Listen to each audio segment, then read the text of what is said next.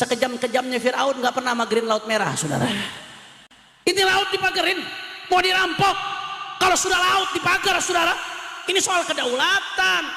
Kalau sudah mereka menguasai pantai sepanjang-panjangnya, seharusnya keluar masuk orang itu bisa lewat pelabuhan, bisa lewat bandara, itu bisa diawasi apa barang yang masuk, apa barang yang keluar, apakah ada senjata, apakah ada narkoba. Tapi kalau sudah pantai sepanjang-panjangnya dikuasai, saudara, siapa yang bisa mengawasi? Mereka nggak masukkan narkoba, mereka nggak masukkan senjata, mereka nggak masukkan apa-apa yang bisa merugikan umat. Siapa, saudara? Maka nggak main-main, saudara. Ini ada kerjaan di belakangnya, ada dalang di balik ini.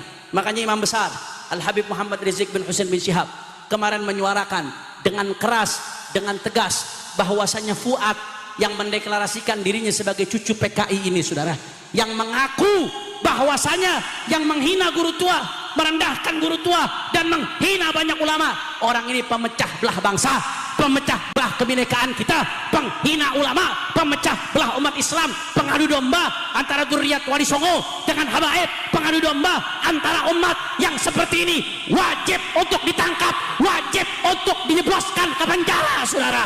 Setuju? Setuju? Setuju? Saya mau tanya, kira-kira ini pemecah belah bangsa, penjarakan atau tidak? Orang kompak penjarakan atau tidak? Penjarakan atau tidak? Penjarakan atau tidak? Tangkap atau jangan? Tangkap atau jangan? Kalau sampai nggak ada tindakan dari aparat kita, siap jebloskan dia ke penjara. Siap jebloskan dia ke penjara. Di Indonesia justru ada pihak-pihak yang coba-coba memecah belah umat Islam, bahkan memecah belah rakyat Indonesia. Betul? Betul? Bahkan kemarin, saudara, di akhir Ramadan, ketika para kiai lagi sibuk baca Quran, khatmul Quran, ngajak umat di mana-mana, saudara. Para habaib lagi sibuk khatmul Quran dengan puluhan ribu umat di mana-mana. Itu di Jakarta, setiap malam-malam ganjil ada acara khatmul Quran di Maqamat. Itu yang hadir nggak kurang dari 50.000 orang, saudara. Habaibnya lagi sibuk, kiai-kiainya lagi sibuk. Ada satu orang, saudara, ada satu orang yang dengan enaknya, dengan gampangnya menghina seorang ulama besar, saudara. Emang dari sepanjang Ramadan, dari awal Ramadan nggak berhenti memprovokasi. Kalau anda lihat terus dia provokasi umat lagi adem nih, lagi enak. Di akhir Ramadan, saudara, dengan enaknya dihina seorang ulama besar, namanya Al-Habib Al-Imam Idrus bin Salim Al-Jufri, saudara. Habib Idrus bin Salim Al-Jufri seorang ulama besar di Nusantara. Beliau di Palu, Sulawesi Tengah, saudara. Besok subuh saya akan berangkat ke Palu untuk hadir haul beliau. Subuh langsung dari sini, saudara. Mudah-mudahan sehat walafiat, doakan. Di sana beliau dikenal dengan istilah guru tua. Seorang yang punya jasa besar pendidikan di Sulawesi dan Indonesia Timur. Anda bayangkan, dari tahun 30-an sampai tahun 70, ketika beliau wafat, saudara, sebelum beliau wafat hampir 70-an, saudara. Itu beliau berjuang habis-habisan sekian tahun tersebut, hampir tahun 70, mendirikan madrasah. Sampai-sampai di masa hidupnya beliau sudah mendirikan 500 lebih madrasah al-khairat di Sulawesi dan Indonesia Timur, saudara. 500 lebih madrasah di masa itu, saudara. Ini di Sulawesi. Sekarang aja di Sulawesi aksesnya masih susah jalanannya, saudara. Dari pulau ke pulau, dari desa ke desa, hutan ke hutan, bahkan sampai ke Indonesia Timur, sampai ke Maluku, sampai ke Maluku Utara, saudara. Bahkan itu Abnaul Khairat sampai ke Papua, luar biasa. Saking besarnya jasa beliau, sampai-sampai kalau kita berangkat ke Palu, saya ini besok terbang dari Juanda Surabaya, mendarat di Palu. Itu mendarat di Palu di bandara namanya Sis Al Khairat, Bandara Mutiara Sis Al Khairat, Mutiara Sayyid Idrus Salim Al Jufri, saudara. Saking besarnya jasa beliau, seorang Habib Sayyid Idrus bin Salim Al Jufri, sampai-sampai nama bandara pakai nama beliau, saudara. Luar biasa. Dia cetak umat, dia cetak para pejuang.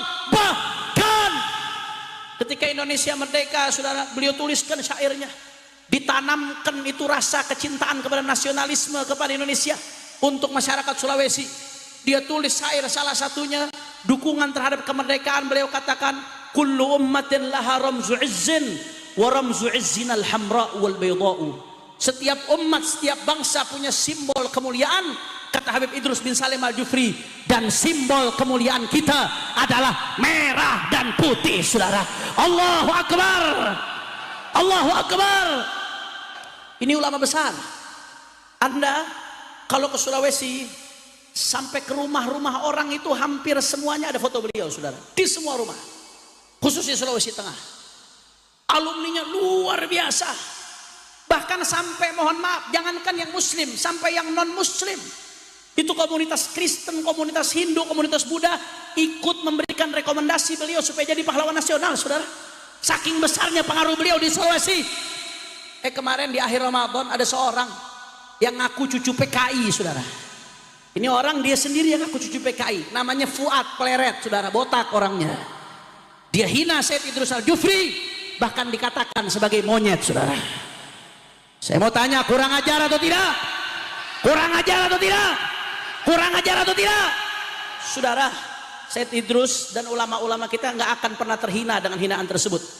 Ibarat orang yang mau menyundul gunung batu mau diseruduk. Kira-kira kalau ada orang mau nyeruduk gunung batu, yang hancur kepalanya atau gunungnya? Kepalanya atau gunungnya? Tapi kalau kita tidak membela, kita diam, kita yang hina, saudara. Karena diam, bungkam terhadap kekasih Allah, ulama berjasa dihinakan. Masya Allah, bahkan gak sampai di situ, sudah. Ini sengaja, dia sengaja. Ini sengaja terencana, memang selalu mengeluarkan ujaran-ujaran kebencian, ingin mengkotak-kotakan dengan istilah pribumi lah dan lain sebagainya. Padahal saudara, itu dulu kerjaan Belanda. Yang menggunakan istilah pribumi untuk mengkotak-kotakan itu kerjaan Belanda. Anda bisa buka di referensi, saudara, di berbagai literatur. Anda bisa lihat di Wikipedia. Belanda yang membuat tingkatan-tingkatan. Ada tingkatan kelas pertama, Belanda, Eropa dan lain sebagainya. Ada tingkatan warga kelas 2, Cina, India, Arab dan lain sebagainya. Ada tingkatan ketiga yang disebut oleh Belanda pribumi. Ini Belanda yang mengkotak-kotakan. Tujuannya supaya apa? Tujuannya supaya ada kecemburuan sosial, supaya nggak berbaur, supaya nggak bersatu. Kalau sudah pecah, tidak berbaur, maka Belanda yang diuntungkan, perlawanan jadi lemah. Akhirnya Belanda menjadi kuat. Ini kerjaan Belanda, saudara. Kerjaan siapa? Kurang kompak, kerjaan siapa? Kurang keras, kerjaan siapa? Belanda, saudara. Begitu Indonesia merdeka, ada yang namanya Sumpah Pemuda. Maka saudara, jauh sebelum Indonesia merdeka, kita semua satu, apapun bahasa kita, apapun budaya kita, apapun kita satu bangsa, Indo. Juga ada namanya Sumpah Pemuda Arab. Itu pemuda-pemuda Arab, saudara, baik yang dari kalangan sadah, non sadah, bersatu menyatakan deklarasi sebagai bangsa Indonesia. Apalagi begitu kita mendeklarasikan kemerdekaan, mendeklarasikan bahwasanya kita semua Bhinneka Tunggal Ika, beda-beda suku, beda-beda budaya, beda-beda bahasa, kita satu Indo. Bahkan nggak sampai di situ, saudara, kita juga disatukan dengan Islam. Wahada a'zam wa'ala. Beda suku, beda bahasa, beda budaya, nggak ada hubungan kekerabatan. Kita disatukan dengan satu Indo, ya Islam. La ilaha illallah Muhammadur. Mau dipecah belah, mau diacak-acak, saudara. Diskriminasi, rasisme. Ini keji, ini biadab, saudara.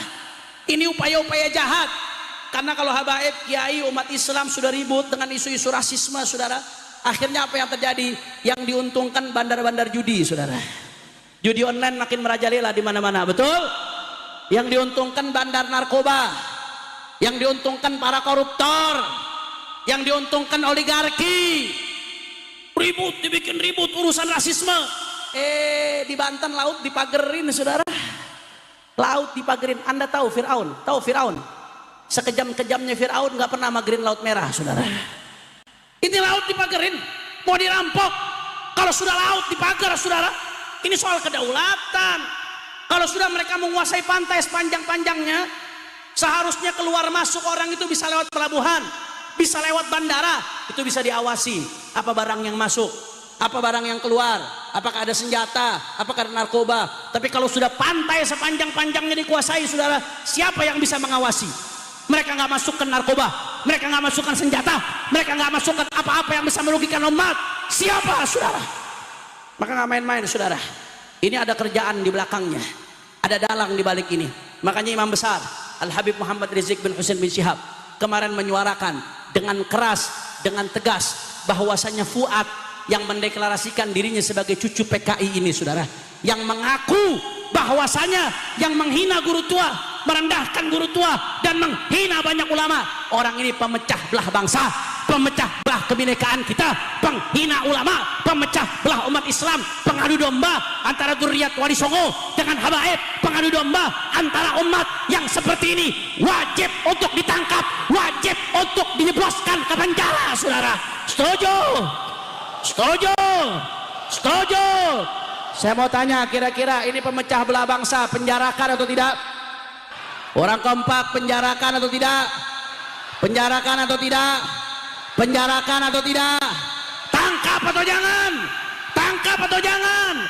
Kalau sampai nggak ada tindakan dari aparat kita, siap jebloskan dia ke penjara. Siap jebloskan dia ke penjara. Siap jaga persatuan kita. Siap jaga kesatuan kita. Semua angkat tangannya. Allahu Akbar. Allahu Akbar. Allahu Akbar. Sallu ala Nabi.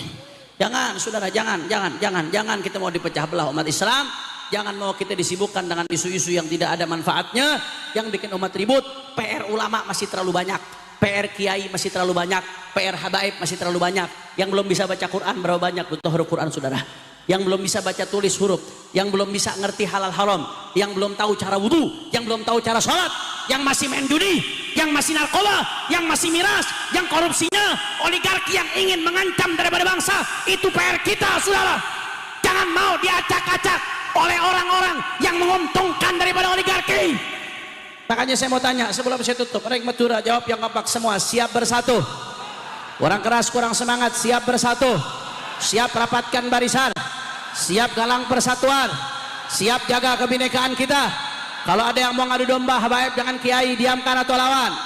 Kalau ada yang mau ngadu domba bangsa Indonesia, diamkan atau lawan?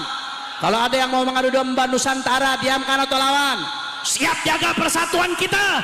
Semua angkat tangannya. Allahu Akbar. Allahu Akbar.